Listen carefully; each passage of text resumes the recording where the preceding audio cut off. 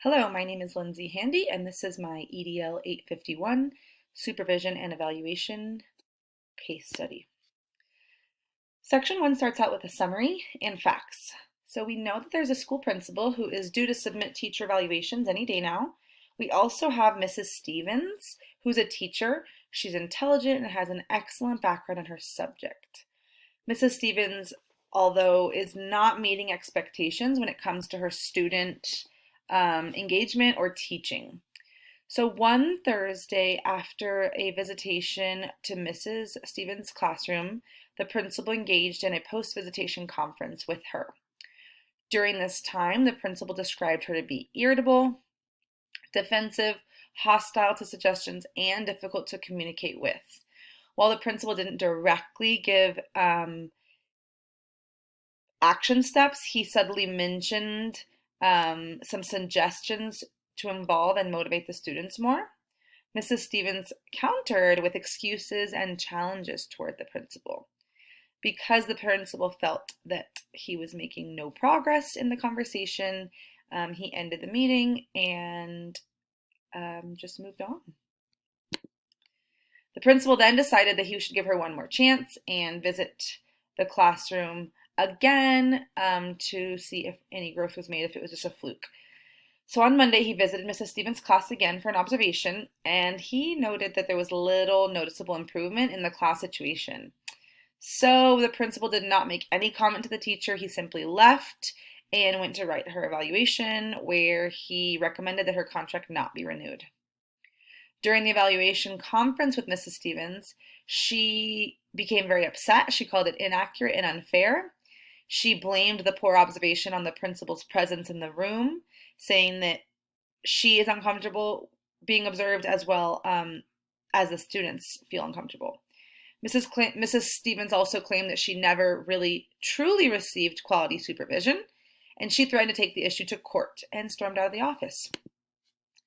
So for section 2, we're going to mention some legal and ethical issues.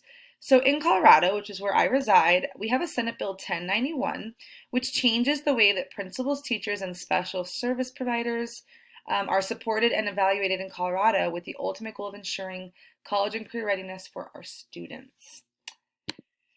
So the basic purpose of this system was to evaluate the effectiveness of licensed personnel.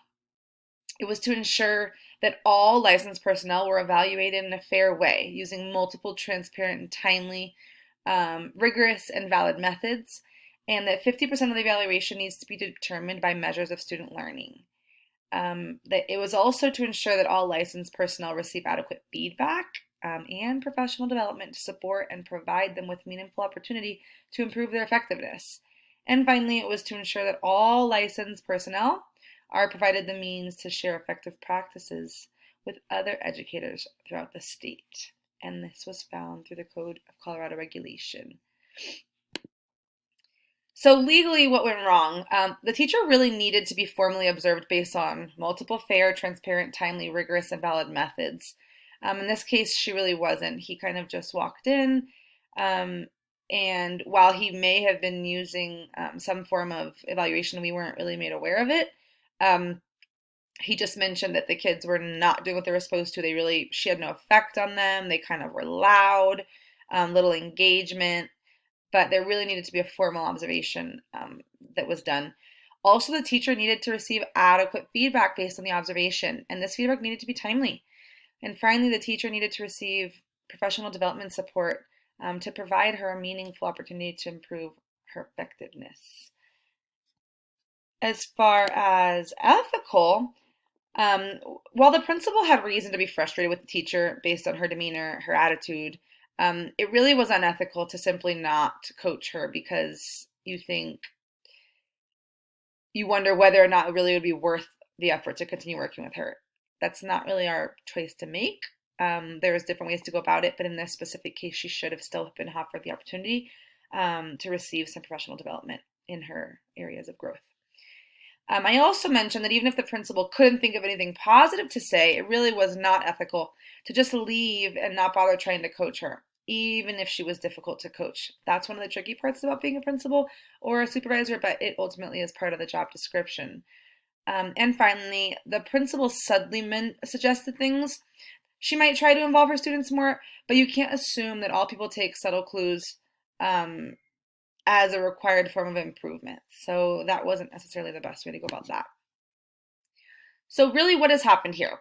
After dealing with a seemingly struggling teacher, the principal has written an evaluation that does not recommend that she be renewed, which resulted in a very upset teacher who is now threatening to take the issue to court because she feels like she did not receive sufficient coaching and supervision. So what are the facts that we have here? So for one, the people, who are we dealing with? We have Mrs. Stevens, who's not performing adequately according to the principal observations. She also seems unwilling to accept responsibility, and she's upset about her evaluation. The other people that are involved here are students. They're not really getting quality instruction if Mrs. Stevens isn't being coached effectively to help tweak her craft and make her the best at her craft. And finally, we have the principal. He's frustrated with the teacher, and he's recommending that the teacher not be renewed. Place, we've got the school where they work. We don't really have specifics on the school. We know that the evaluations took place in her classroom. Don't really know specifics about the makeup of her classroom. And then we have the principal's office where the post-conference took place. As far as the program, we don't really know much other than it's a school with various periods that this teacher teaches. We're not really sure on the evaluation, program or protocol that's used to observe and provide feedback. So I'd love to know more about that to get a better picture. So for Section 5, to review and prioritize, this situation can be very damaging to both the stakeholders and the school community. For one, the principal he can get backlash for the way that he's handling the situation, not being direct with the teacher, not providing specific feedback, not providing enough supervision or support. The school district could even receive backlash for not renewing the teacher based on the circumstances provided or saying she didn't get a fair chance necessarily to grow. The principal can receive grief from other teachers about the situation, also wondering if the process was fair and just. And of course, our students, ultimately, that's our goal, and they're being damaged in this because they're not receiving good learning. The principal is frustrated with the teacher. Because of that, he doesn't want to provide coaching or really do anything other than non-renew her, get rid of the problem. But in the meanwhile, these kids are not being taught effectively. Some things I would like to know is, what is the district or school's policy for observations? Has there been any professional development required of her? Has she complied? And also, how many observations has Mrs. Stevens had during this school year? Is this her first one that she's bombing? Has she had 6, 7? I mean, kind of what has happened before this issue? So I have 3 options here. Option 1 is to do nothing. I could take no action, do nothing to address the situation, just let Mrs. Stevens continue teaching in the school without making any significant changes in her way. The second option would be quite the opposite, to just completely fire her. Send the evaluation and recommend that Mrs. Stevens not be renewed due to her not meeting the expectations of the school, and just wash your hands of the problem. Or option 3 is to work and help grow Mrs. Stevens. Then make a decision based on that.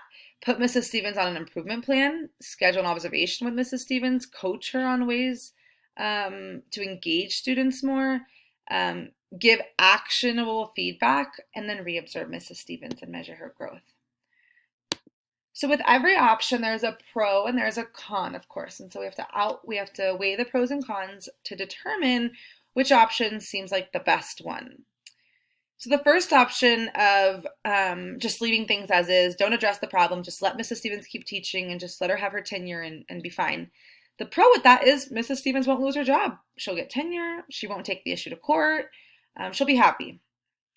The con with this situation is that Mrs. Stevens will likely not change her ways. She's not going to grow as a teacher, and her students will not be receiving quality instruction.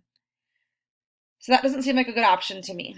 The second option would be to not renew Mrs. Stevens and simply send her on her way. The pro for this situation is that she'll no longer be in a classroom with students, providing them with mediocre instruction. Seems like an easy thing to take care of, but the con there is that the principal's probably gonna get backlash. Mrs. Stevens could take this to court, and also we're giving up on a fellow teacher as opposed to giving them a fair opportunity to learn and grow. And our final one is option 3. This is the one that involves kind of giving Mrs. Stevens a second chance, if you will, letting her have another observation, really coaching her in it, giving her specific, timely feedback, and then re-observing to see if those action items are met. The pro with this is teacher growth. If things go well, Mrs. Stevens should grow and improve in her areas of growth and do really well. Another pro there is student learning and well-being. We know that if we have a good teacher who's getting great professional development and being coached effectively in the classroom, that's going to then transition to kids and the learning that's going to be profound. Another pro is the teacher's not going to lose her job and the principal shouldn't get backlash. The con with this option is it's time consuming. Likely it's going to take quite a few observation cycles to get this teacher up to par. Another con is she might not be the most pleasant to work with, but hopefully that's also something that could be coached. So based on all of these options, I obviously went with option 3. While option 1 and 2 may seem like easier options, they really don't solve the core problem that we're dealing with. Option 3 may take a great deal of work and time, but it will also have great yields if all goes well. This option is going to give Mrs. Stevens a fighting chance at learning from her mistakes, growing as an educator, and helping students be successful in the classroom.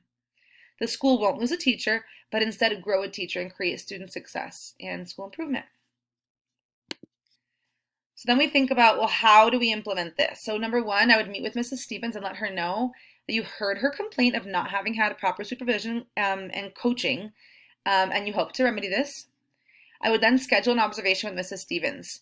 I would definitely have the first one scheduled as opposed to a pop-in because she's already stated that she has anxiety about having somebody observe her from the back of the room. So maybe talk with Mrs. Stevens about where she would like you to be during their observation that would cause the least amount of anxiety possible. During this is about observation, you should evaluate using fair, transparent, timely, rigorous, and valid methods.